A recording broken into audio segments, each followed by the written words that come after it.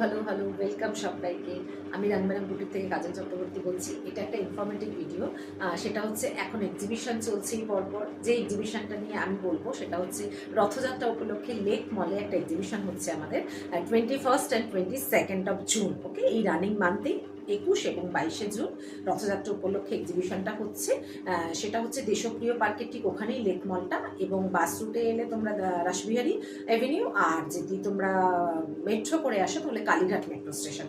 এটাই হচ্ছে ল্যান্ডমার্ক। তাছাড়া যে কাউকে ওখানে জিজ্ঞেস করলেই বলে দেবে ওটা খুব একটা ফেমাস জায়গা, লেক মলটা দেশপ্রিয় পার্কের ওখানে।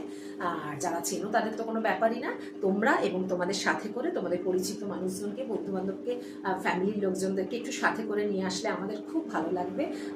আমার সাথে সাথে আরও অনেক সেলাররা, সঙ্গিনীরাও থাকবে। তাদের নানান রকম ক্রিয়েটিভ জিনিস নিয়ে। এই সঙ্গিনীতে এমন কোনো জিনিস নেই যে তোমরা পাবে না। সব থেকে যেটা বড় কথা, লেক মলে আমাদের যে এক্সিবিশনটা হচ্ছে এক ছাদের তলায় সব কিছু পাবে। সেই জন্য পুজোর আগে যে একটা ধামাকাদার অফার প্রাইস নিয়ে আমরা প্রত্যেকে আসছি এই এক্সিবিশনটায়, এইটা মিস করো না কেমন।